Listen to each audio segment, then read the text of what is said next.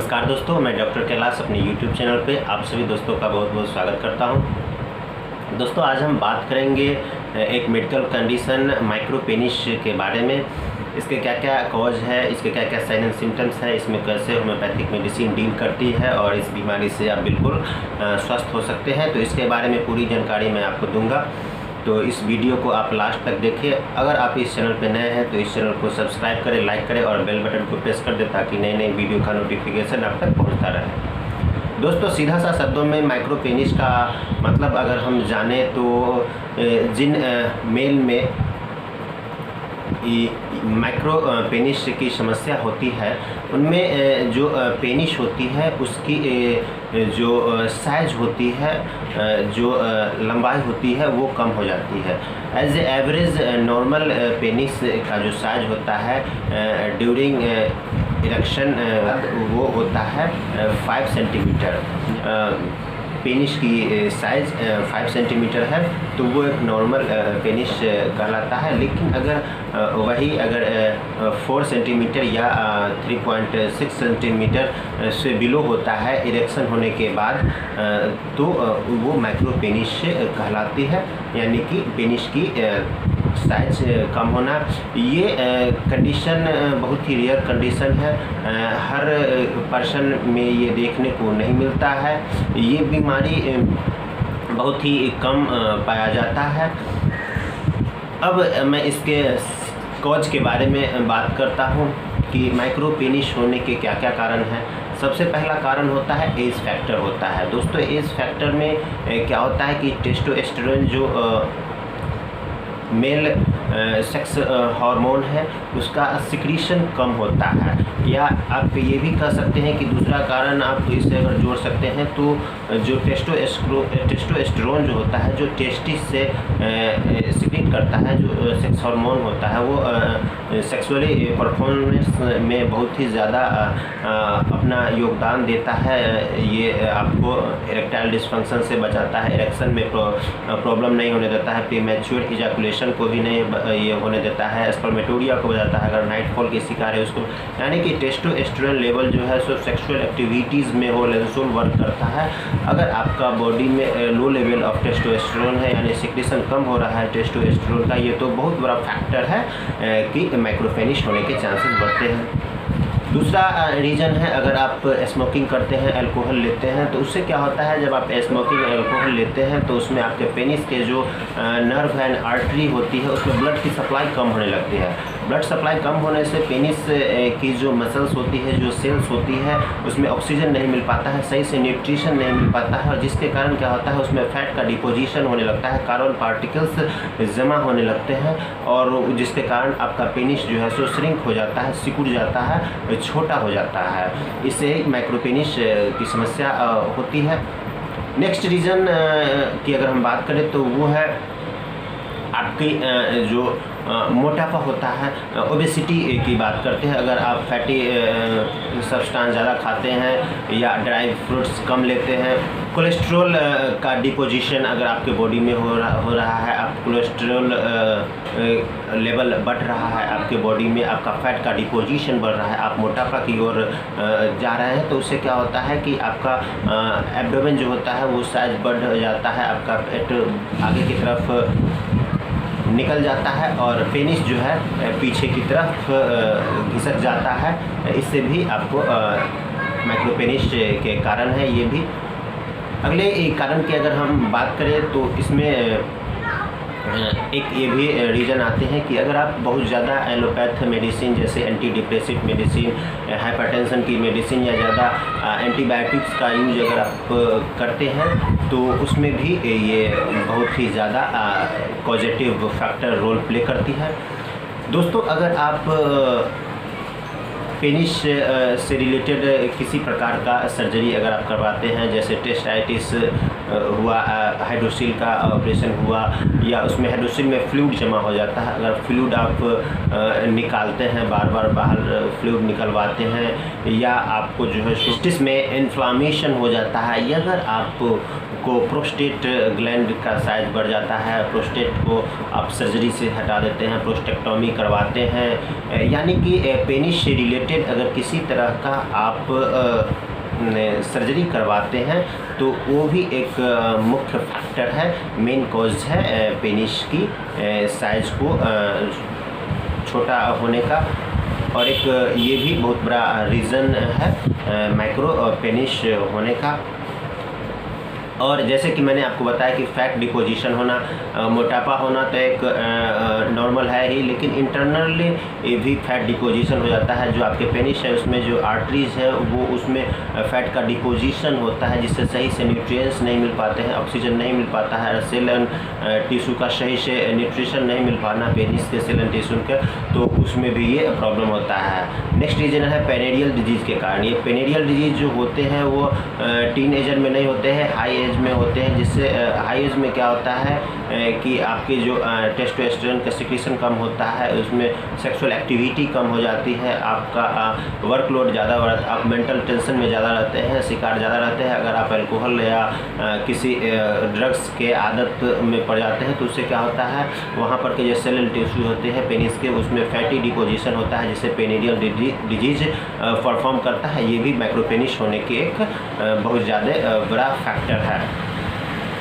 अब हम बात करते हैं इसके साइन एंड सिम्टम्स की। साइन एंड सिम्टम्स के बारे में अगर हम बात करते हैं तो इसमें सबसे पहले इरेक्शन की प्रॉब्लम आती है, उत्तेजना की कमी होती है, टेस्टोस्टेरोन की कमी होने के कारण। इसमें अगर आप जब सेक्सुअल एक्टिविटीज़ परफॉर्म करते हैं अपने पार्टनर्स के साथ तो आपको प्री मैच्योर इजैकुलेशन की एक प्रॉब्लम्स आती है। अगर आपको प्रीवियसली मास्टरबेशन की शिकायत है तो इसमें भी ये प्रॉब्लम होती है। और कभी कभी आपको जो है सो नाइट फॉल भी हो जाते हैं, यानी स्पर्मेटोरिया की भी शिकार होती है। अगर आप सेक्सुअली कनेक्ट होते हैं तो उसमें आपको जो है सो इरेक्शन की संभावना बनी रहती है, दर्द होना रहता है। और इस सब के कारण क्या होता है कि पेशेंट्स में मेंटल सिम्टम्स बहुत ज़्यादा आने लगते हैं। पेशेंट चिड़चिड़ा हो जाता है, पेशेंट उदास रहता है, वो हर समय गहरी चिंता में खोया हुआ रहता है। इस तरह की मेंटल ट्रबलनेस आता है, किसी कारण वो डिप्रेशन में भी चला जाता है, हाइपरटेंशन का भी शिकार हो जाता है। इस तरह के कंडीशन, मेंटल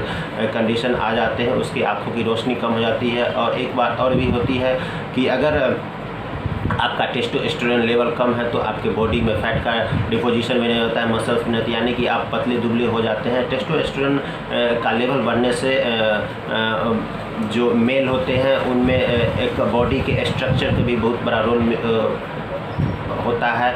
उस बॉडी के स्ट्रक्चर को भी एक मेंटेन करके रखता है। इससे क्या होता है कि आपका स्ट्रक्चर, बॉडी स्ट्रक्चर भी कमज़ोर हो जाता है, आप दुबले पतले दिखाई देने लगते हैं, आप टीनेजर में ही ओल्ड एज का जैसे लगने लगते हैं, यानी कि जवानी में ही बुढ़ापे के जैसे दिखने लगते हैं। ये सब टेस्टोस्टेरोन लेवल कम होने की शिकायत होती है। उसके बाद क्या होता है कि आपको स्पर्मेटोरिया की प्रॉब्लम होती है, उससे आपको एस्पर्मिया भी होता है। अगर आपको टेस्टिस का इन्फ्लामेशन है तो हाइड्रोसिल का शिकार है तो उसमें भी आपको प्रॉब्लम्स ये देखने को मिलते हैं। तो ये सब इसके साइन एंड सिम्टम्स है।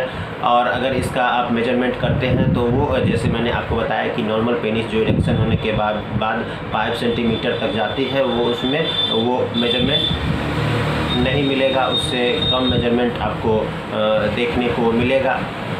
इसका डायग्नोसिस कैसे किया जाता है? इसका डायग्नोसिस आप फिजिकली मेजरमेंट करने से ही इसका पता चलता है।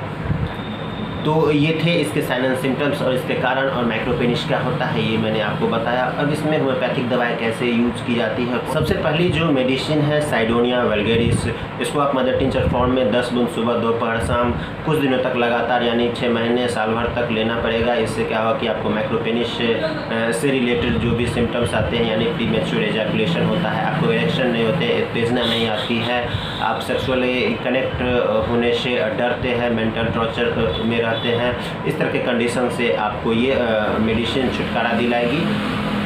दूसरी दवा है टेस्टोस्टेरोन। दोस्तों टेस्टोस्टेरोन को आपको 30 पोटेंसी में 4 गोली सुबह दोपहर शाम में लेना है। इससे क्या होगा कि आपके बॉडी में जो सेक्स हार्मोन टेस्टोस्टेरोन होता है उसका सिक्रीशन कम होने से इस सिक्रीशन को नॉर्मल मेंटेन करता है। जितना सिक्रीशन होना चाहिए उतना सिक्रीशन होता है और आपके सेक्सुअल एक्टिविटीज़ को और आपके पेनिस की एक्टिविटीज़ को ये मेंटेन रखता है।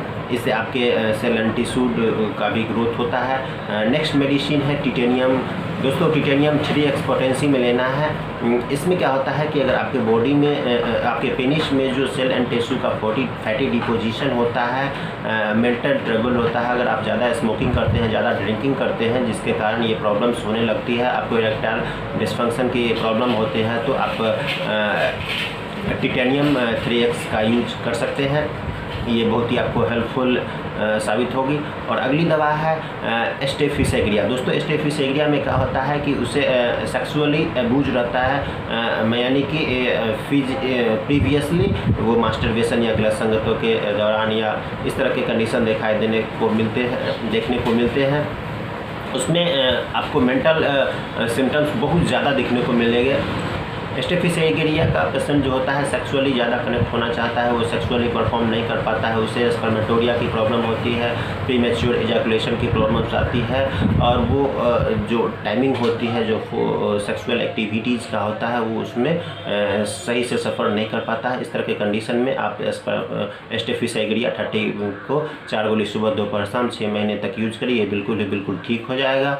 दोस्तों अगली दवा है अश्वगंधा। अश्वगंधा क्यों फीमेल के लिए भी यूज होती है, लेकिन मेल के लिए ये बहुत ही अच्छी मेडिसिन मानी जाती है। ये आपको जो है सो सेक्सुअली रिप्रोडक्टिव सिस्टम में बहुत ही अच्छी वर्क करती है, यानी कि सेक्स वाली आप किसी से ये प्रॉब्लम्स है, आपको ये सेक्सुअली अब्यूज है आपको, तो अश्वगंधा क्यों आपको बहुत ही अच्छी, ये एक टॉनिक के रूप में वर्क करती है। तो दोस्तों ये थे इसके साइन एंड सिम्टम्स, माइक्रोपेनिस के इसके क्या क्या कारण हैं, कौन कौन होम्योपैथिक दवाइयाँ हैं जिसको लेने से आप ठीक हो सकते हैं। अगर आप मुझसे परामर्श लेना चाहते हैं तो मेरे व्हाट्सएप नंबर 9534496107 पे आप बात कर सकते हैं या व्हाट्सएप के थ्रू आप मैसेज कर सकते हैं। मैं आपको उचित परामर्श दूंगा और आपको उचित दवा बताऊँगा और जिससे आप बिल्कुल ठीक हो जाएंगे।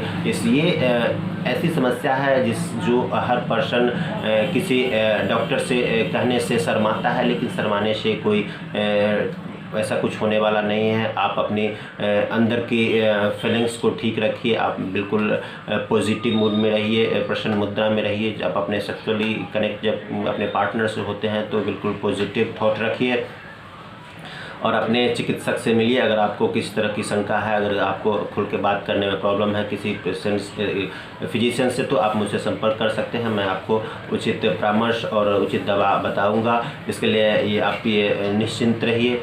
तो दोस्तों उम्मीद करता हूँ ये वीडियो आपको पसंद आया होगा। दोस्तों पसंद आया होगा तो ये वीडियो अपने फ्रेंड फैमिली में शेयर करें और अपने दोस्तों में भी शेयर करें, ताकि इस बीमारी से लोगों के बारे में पता चल सके और इससे उनको फ़ायदा पहुंच सके।